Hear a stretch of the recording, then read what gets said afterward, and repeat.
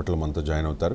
నాగేశ్వర గారి విశ్లేషణ చూసే ముందు వాటి ప్రధాన వార్తల్ని చూద్దాం. తెలంగాణ చరిత్రను చెరిపి వేయడమే కాంగ్రెస్ సర్కార్పై కేటీఆర్ ఫైర్ అయ్యారు. అధికారిక చిహ్నం నుంచి కాకతీయ కళాతోరణం, చార్మినార్ తొలగింపు సరికాదు, ఇది 4 కోట్ల తెలంగాణ గుండెలను గాయపరచడమే, ప్రభుత్వ సంకుచిత నిర్ణయాలపై ప్రజా ఉద్యమం తప్పదంటూ రేవంత్ సర్కార్ నిర్ణయాలపై కేటీఆర్ ఫైర్ అవుతూ ఉన్నారు. తెలంగాణ చిహ్నాభిన్నం అనే వార్తను కూడా చూడొచ్చు. కాకతీయ కళాతోరణం, చార్మినార్ తొలగింపు, రాచరికపు ఆనవాళ్ల పేరుతో వేటుకు నిర్ణయం, ముఖ్యమంత్రి రేవంత్ మాటలతో విస్పష్టం, తెలంగాణ చారిత్రక వైభవానికి అవమానం అంటూ బీఆర్ఎస్ ఆరోపణలు చేస్తోంది. చిహ్నాలను తొలగిస్తే ప్రజా ఉద్యమం చేస్తామో అని ఆర్ఎస్ ప్రవీణ్ కుమార్ కూడా హెచ్చరిస్తూ ఉన్నారు.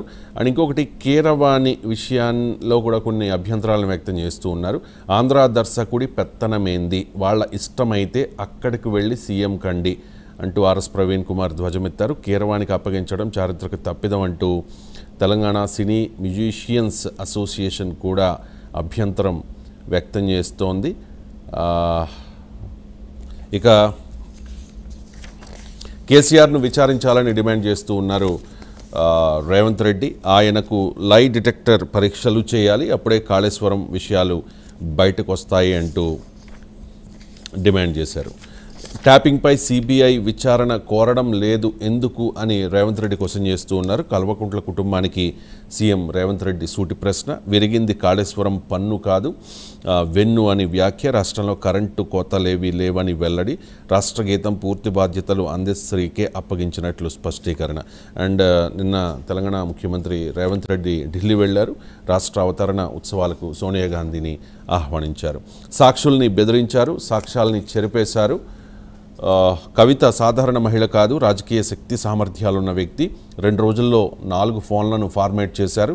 బెయిల్ ఇవ్వద్దు. ఢిల్లీ హైకోర్టులో ఎన్ఫోర్స్మెంట్ డైరెక్టరేట్ అండ్ సిబిఐ వాదనలు వినిపించింది. తీర్పు రిజర్వ్ చేసింది. రేపు కానీ ఎల్లుండి కానీ తీర్పు వెలువడే అవకాశం ఉంది. ఈసీ అంపైర్లా లేదు, దానికి చంద్రబాబు వైరస్ సోకింది అంటూ ఉన్నారు సజ్జల రామకృష్ణారెడ్డి. వారంలో టీడీపీ పీడ విరగడవుతుందనే కూడా జోస్యం చెప్పారు. అధికారంలోకి వచ్చేది వైఎస్ఆర్ కాంగ్రెస్ పార్టీనే, గీత దాటిన అధికారులు తగిన మూల్యం చెల్లించుకోక తప్పదు. వైఎస్ఆర్సీపీ ప్రధాన కార్యదర్శి సజ్జల రామకృష్ణారెడ్డి హెచ్చరిక. సిఈసి మార్గదర్శకాలు దేశమంతా ఒకే రకంగా ఉండాలి, కానీ ఆంధ్రప్రదేశ్లో ఈసీకి చంద్రబాబు వైరస్ సోకింది అనే ఆరోపణలు చేశారు సజ్జల. అలా ఉపశమనం, ఇలా ప్రత్యక్షం అనే వార్త ఈనాడులో చూడొచ్చు. నరసరావుపేటకు వచ్చిన పిన్నెల్లి రామకృష్ణారెడ్డి హైకోర్టు ఉత్తర్వులు ఇచ్చిన గంటల వ్యవధిలోనే రాక ఎస్పీ మల్లికా గార్గ్ ఎదుట రాత్రి 12 గంటలకు హాజరు. ఇన్నాళ్ళు ఆయన ఎక్కడున్నారో కూడా తెలిసినా పట్టుకోలేదు పోలీసులు అంటూ ఈ వార్త ఈనాడులో చూడొచ్చు. మొక్కుబడిగా ఎన్టీఆర్ జయంతి. నిన్న ఎన్టీఆర్ జయంతిని ఘనంగా జరుపుకున్నారు. అయితే కేవలం ఎక్స్ సందేశంతో చంద్రబాబు నాయుడు సరిపెట్టేశారు. ఇప్పటికే ఓటమి భయంతో మహానాడును రద్దు చేశారు. నేడు విదేశాల నుంచి తిరిగి రానున్నారు చంద్రబాబు. అయినా కూడా ఎన్టీఆర్ జయంతిని చంద్రబాబు చాలా లైట్ తీసుకున్నారు అంటూ ఈ వార్త సాక్షిలో చూడొచ్చు. లోకేష్కు మళ్ళీ మంగళమేనా అనే వార్తను సాక్షి హైలైట్ చేస్తోంది. మంగళగిరిలో నెగ్గితే సరి, లేదంటే రాజకీయంగా అధోగతేనా, కంగారు పడుతోన్న టీడీపీ క్యాడర్, పోల్ మేనేజ్మెంట్ లెక్కలు తప్పాయా, వ్యూహాత్మకంగా వ్యవహరించింది వైఎస్ఆర్ కాంగ్రెస్ పార్టీ, అక్కడ మురుగుడు లావణ్యకు కలిసి వచ్చే అవకాశం ఉందనే వార్తను సాక్షిలో చూడొచ్చు. లోకేష్ ఈసారి ఎట్టి పరిస్థితుల్లోనూ ప్రత్యక్ష రాజకీయాల్లో గెలవాలి అంటే, లాస్ట్ టైం 2019లో ఆయన ఓడిపోయారు మంగళగిరి నియోజకవర్గంలో. ఈసారి ఖచ్చితంగా గెలవాలని ఫోకస్ పెట్టారు. రాష్ట్ర వ్యాప్తంగా పర్యటన చేసింది, ప్రచారం చేసింది తక్కువే, మంగళగిరిలోనే ఫోకస్ చేశారు నారా లోకేష్. అయినా కూడా అక్కడ ఓడిపోయే అవకాశం ఉంది అనే వార్తను, అంటే లోకేష్ ఎద్దేవా చేస్తూ ఈ వార్తను సాక్షిలో చూస్తూ ఉన్నాం. గుండె, ప్రాణం, రక్తం పణంగా పెట్టైనా రాజ్యాంగాన్ని పరిరక్షించుకుంటామంటూ ఉన్నారు రాహుల్ గాంధీ. రిజర్వేషన్లపై 50% పరిమితిని ఎత్తేస్తాం, ఈసారి ప్రధానిగా మోడీ ఉండరని వారణాసిలో వ్యాఖ్యానించారు. ఇక మతపరమైన రిజర్వేషన్లకు కాంగ్రెస్ కుట్ర చేస్తోంది అంటూ ఉన్నారు జేపీ నడ్డా. రిజర్వేషన్లపై 50% పరిమితిని ఎత్తేస్తామని రాహుల్ గాంధీ హామీ ఇస్తూ ఉన్నారు. జూన్ 4 తర్వాత మోదీ ప్రధానిగా ఉండరంటూ కామెంట్ చేశారు. చట్టపరమైన పాలనకు మోదీ ముగింపు పలికారు అంటూ రాహుల్ గాంధీ ఆరోపణలు చేశారు. నెక్స్ట్ 13, తృణమూల్ గూండాలను జడ్జీలపైకి వదులుతారా, పశ్చిమ బెంగాల్ ప్రచారంలో ప్రధాని మోదీ సందేహం వ్యక్తం చేశారు. కోర్టులపై మమత తీరు దేశవ్యాప్తంగా చూస్తోందంటూ వ్యాఖ్యానించారు.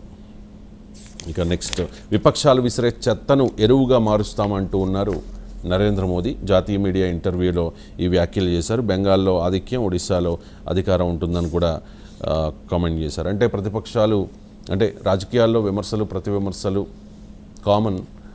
అంటే ప్రతిపక్షాలు మోదీ మీద చేసే విమర్శల్ని ఈ చెత్తగా అభివర్ణిస్తూ ఉన్నారు. ఆ చెత్తను ఎరువుగా మారుస్తానంటూ మోడీ కామెంట్ చేశారు. దాంతోపాటుగా నన్ను 101 తిట్లు తిట్టారు, 24 ఏళ్లుగా తిట్లు తిని తిని బండ బారిపోయాను అంటూ మోదీ అంటూ ఉన్నారు. మృత్యు బేహారినన్నారు, మురుగు కాలువలో పురుగునన్నారు.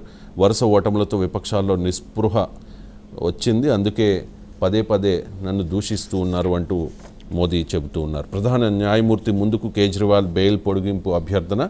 అత్యవసర విచారణకు సుప్రీంకోర్టు ద్విసభ్య ధర్మాసనం తిరస్కరణ. ఎన్నికల ప్రచారంలో పాల్గొనేందుకు కేజ్రీవాల్కు బెయిల్ వచ్చింది. అయితే ఈ బెయిల్ పొడిగింపు అభ్యర్థనను ద్విసభ్య ధర్మాసనం తిరస్కరించింది.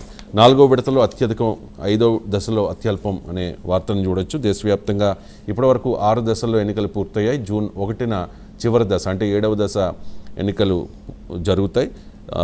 ఇప్పటివరకు 6 దశల్లో జరిగిన ఎన్నికల్లో 4వ విడతలో అత్యధికం 69.16%, 5వ దశలో అత్యల్పం 62.2%.